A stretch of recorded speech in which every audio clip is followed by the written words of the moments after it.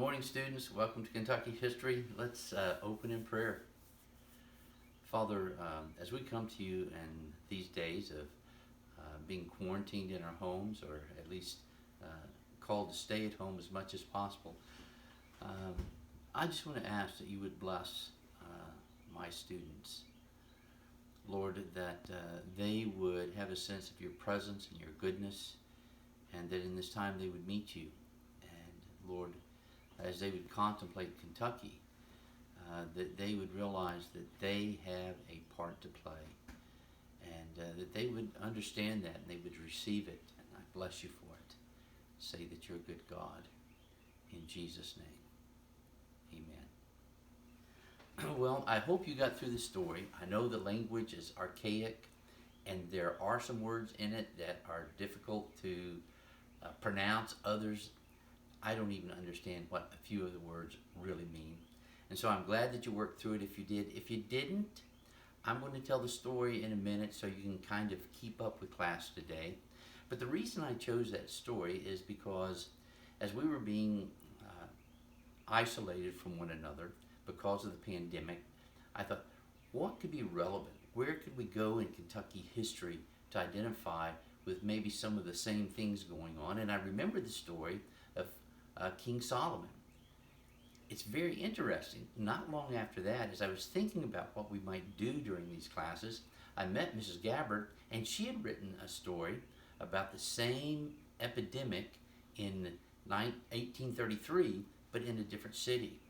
And so I looked around and pulled out one of James Allen's stories, and it is a story about King Solomon, our participation or our experience here in Lexington during that same epidemic. So we're going to talk about the story here in just a second, but let me share a few things about the epidemic itself. So number one, we'll talk a little bit about epidemics in Kentucky. Then number two, we will go through the story and talk about it just a bit, and then we'll go to chapter, I believe it's a chapter in the book that we'll go to that covers this period of time from about 1816 to 1833, and I want to put this story in the context of the book and to see some of the facts that they've pulled out of Kentucky history to help make this story. So number one, we will talk about the epidemic.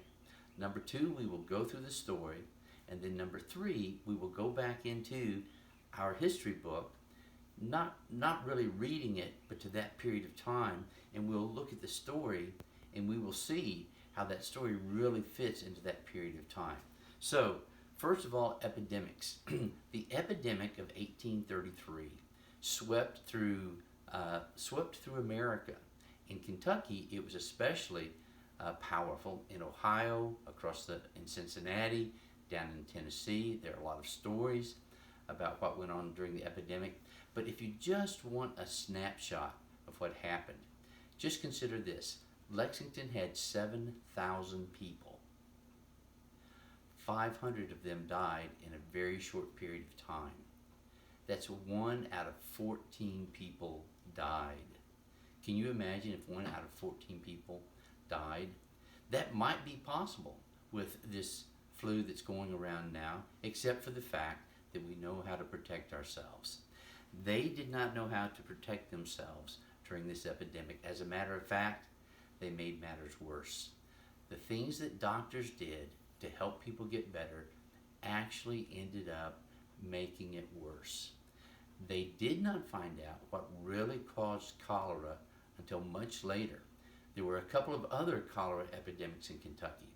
One in 1849, and that's the same epidemic in which James K. Polk, a former president of the United States, died down in Nashville. As a matter of fact, we think the epidemic here in some of our Kentucky cities started as people traveled from Nashville up into Kentucky. And then again in 1879 they died, and they were still using methods to help people that actually killed them. One of the things they would do is they would bleed them to get the bad blood out of the body. The second thing they would do, they would give them a particular substance. It's not chamomile, but it sounds like that. I can't remember the exact name, but actually people died from overdoses of that substance. And so we are very blessed to have doctors uh, that can build upon the technology and research of the last century, and we can take the proper measures to protect ourselves. But anyway, so let's go back and let's look at the story, and it has a moral. Many of the stories written during this period of time were regional stories. That is, they were written not as though it was a story in anywhere America, but specifically written as Southern or Kentucky literature. James Lane Allen was one of those authors who wrote much of his work was written about Lexington and the surrounding area. So this is one of his stories. Let me tell you the story just briefly. It appears in a book, a compilation that was made in 1891. And the name of the book is Flute and Violin. The flute and violin were a couple of instruments that were very mobile and very easy to get a couple of people together and put on a little music show. And so his book was sort of an entertainment for people. And this story is there, and remember, he's probably writing this in about 1880, and he's looking back to the cholera epidemic in 1833. So he begins the story like a lot of stories begin. One of my favorite stories begins this way. The night was dark and stormy. 12 thieves sat on the hillside. The captain rose and said. And when you start a story that way, it creates an ominous background. Let me just read you a bit of the way he starts. It had been a year of strange disturbances, a desolating drought, a hurly-burly of destructive tempests, killing frost in the tender valleys, mortal fevers in the tender homes. Now came tidings that all day the wall of myriads of locusts was heard in the green woods of Virginia and Tennessee. Now that Lake Erie was blocked with ice on the very verge of summer, so that in the Niagara, new rocks and islands showed their startling faces. In the bluegrass region of Kentucky, countless caterpillars were crawling over the ripening apple chards and leaving the trees as stark as when tossed in the thin air of bitter February days.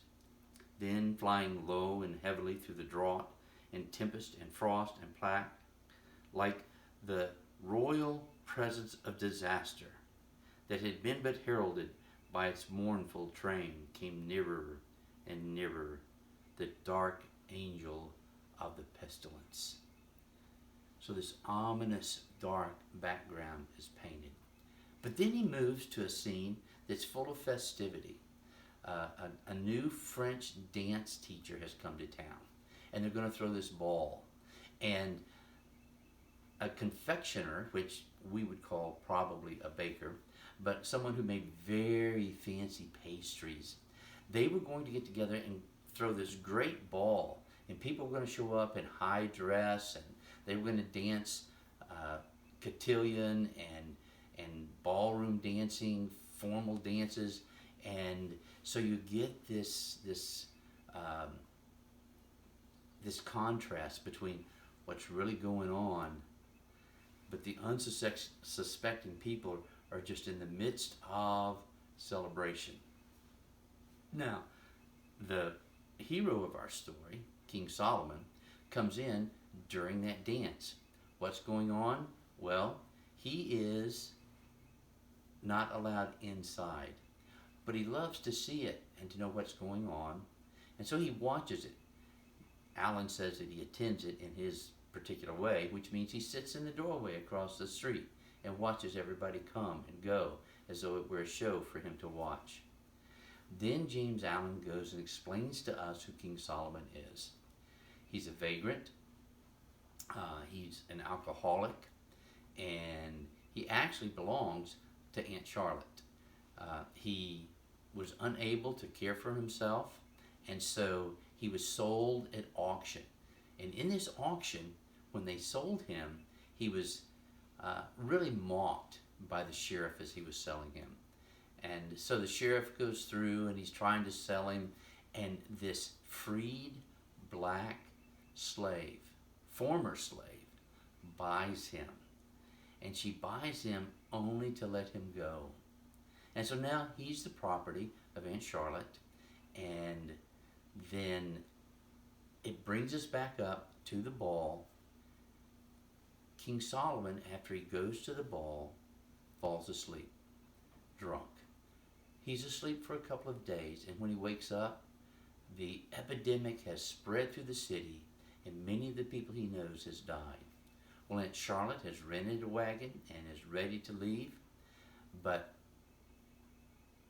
King Solomon realizes how people have been good to him and kind to him, and he decides to stay and to bury the hundreds of people that are dying because all of the grave diggers are leaving. You get this picture of everybody that can possibly get out of town. They're leaving so they don't get the cholera. But he decides to stay, and so does Aunt Charlotte. We don't hear any more about her, and I don't know that we know much more about her. But King Solomon stays, and he buries so many people. Well, with all of the dignitaries and government officials and wealthy people gone, when they come back, what they find out is that King Solomon has buried many of their families, many of their friends, and in the end, well, let's go to the end of the story and let's read it. And this is the moral of the story.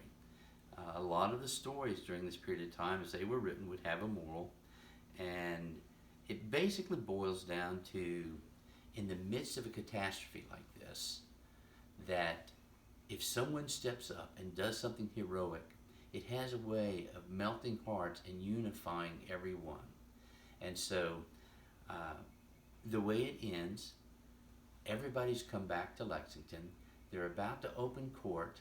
King Solomon comes in because he knows Henry Clay is going to be there to watch what goes on, because that was like a show. But rather than court beginning, the judge gets up and goes back and gives King Solomon a big greeting hug and thanks him for what he's done. And then one by one, starting with the eldest juror, they come and they thank him. And then Allen writes this: "It was the softening influence of an act of heroism which makes every man feel himself a brother, hand in hand with every other. Such power has a single act of moral greatness to reverse the relations of men, lifting up one and bringing all others to him to do homage." And so the thought is, when people act heroically in the midst of danger, it doesn't just exalt them, but it changes relationships between people. And I think this is because in difficult times, we reach down and we find our greatest giftings. And if we're not a coward, but we're courageous and we engage life, then we become part of the healing of our society. We're going to go back to the book now, the history book, and we're going to look at, I will give you the chapter in just a second, but it's that period of time, and we're gonna talk about how this story interacts with many of the facts in that chapter.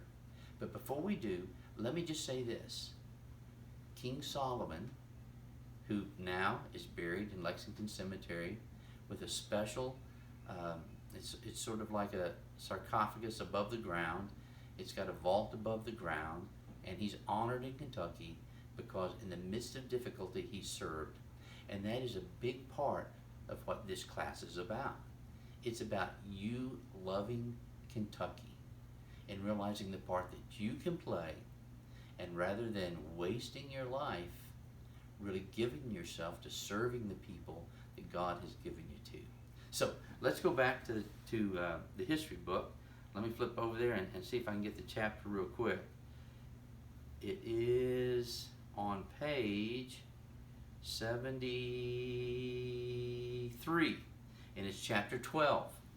It's from 1816 to 1835. So this is a period of time, and you don't need to read it, But this is a period of time, it says that it might be the greatest time in Kentucky because the wars have ended, the Second War with Britain has ended, and now the economy's growing, and the artistic societies of Lexington are booming, and everything is going great. They've come. It's come out of the wars, but it's 1816, moving up to 1833, and so this growing period of wealth and culture is going to take a hit in 1833.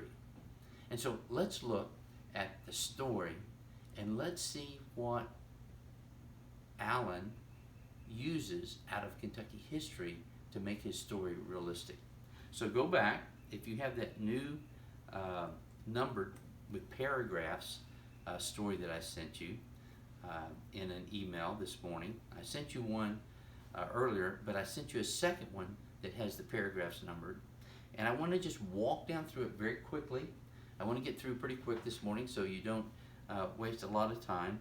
So let's just walk down through it. Go to paragraph 8.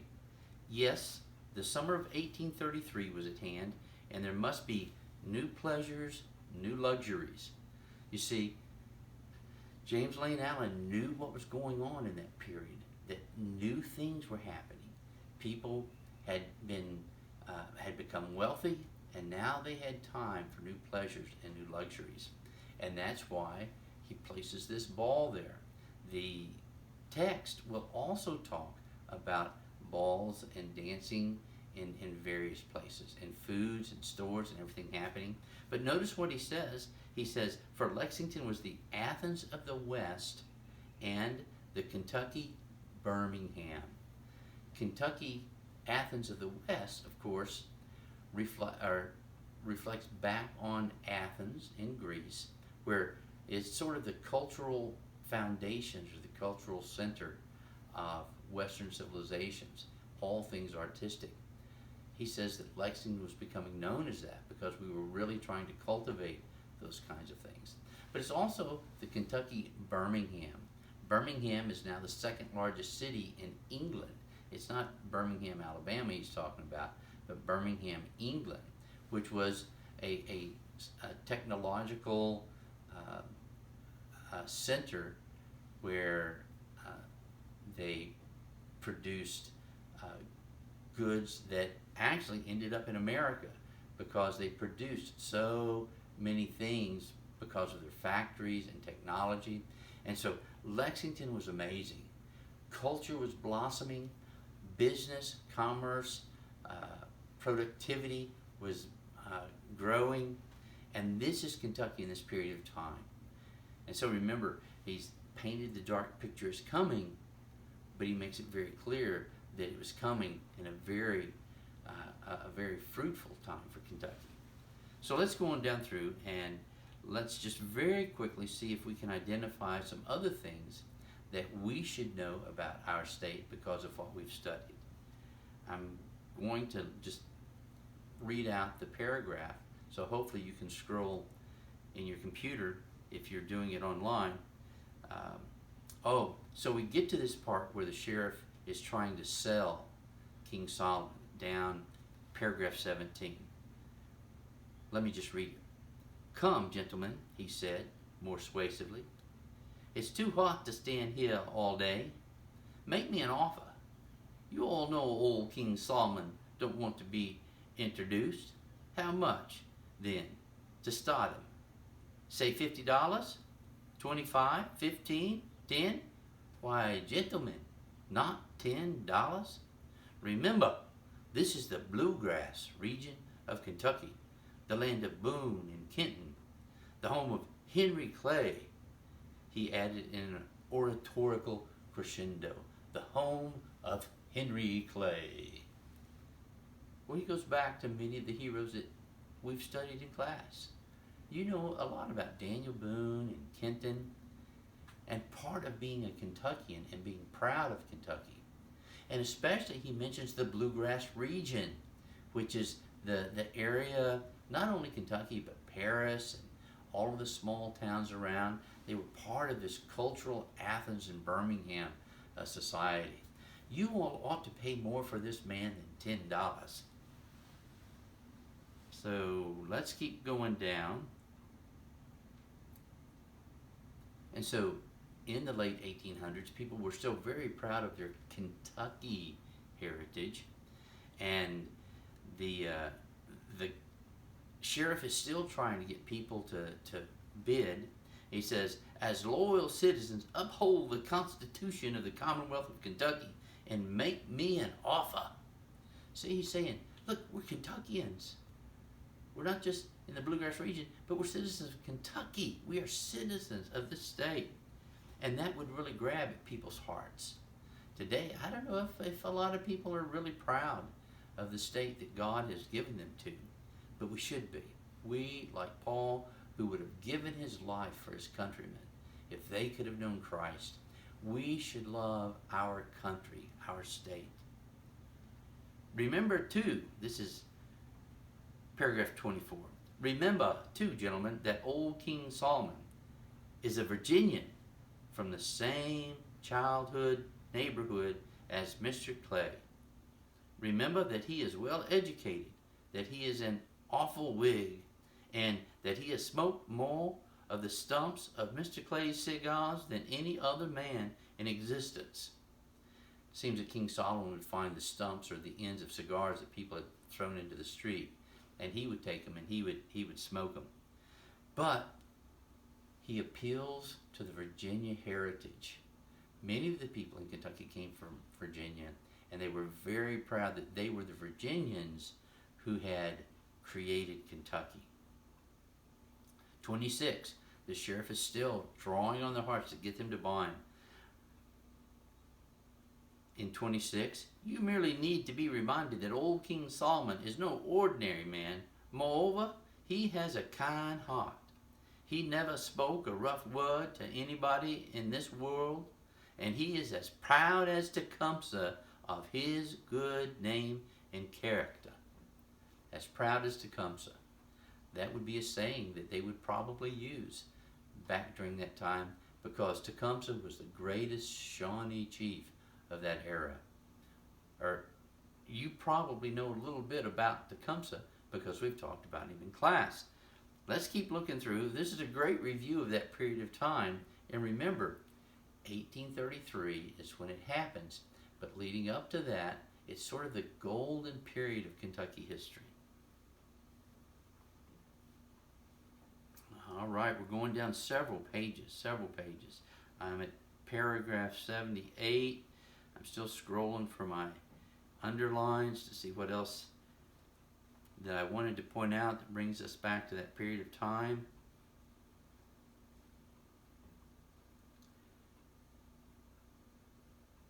It just comes to the end. And let me read again the final lines of the story. It was the softening influence of an act of heroism which makes every man feel himself a brother hand in hand with every other. Such power has a single act of moral greatness to reverse the relations of men, lifting up one and bringing all others to do him homage. Well, this has gone fairly long. Let me cut it short.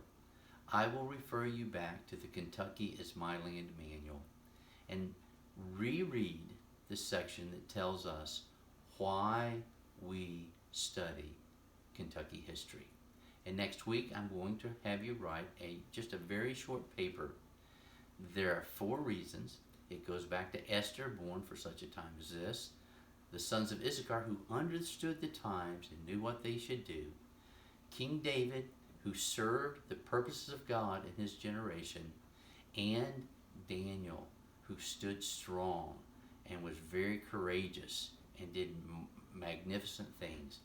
Go read those 4 reasons that we study Kentucky history. Look at the life of King Solomon, and then write a short paper about you and Kentucky and how God has given you to our great state at this time. What's going on in Kentucky right now as this pandemic has hit us? There's a momentum in history that's happening, but it's punctuated right now. And we are going to come out of this period, and it's a great opportunity for the good or for the evil, for somebody to grab it and to make a difference. You're that person that's going to make a difference. The kingdom of God and the people of God have a great opportunity as we go through this not so bad epidemic. We are certainly concerned for those who have lost family and those who have gotten sick. But it's not 1 out of 15, because God has allowed us to live in a time when we can simply wash our hands and isolate ourselves and get through this. So God bless you, God bless your family, and God bless the Commonwealth.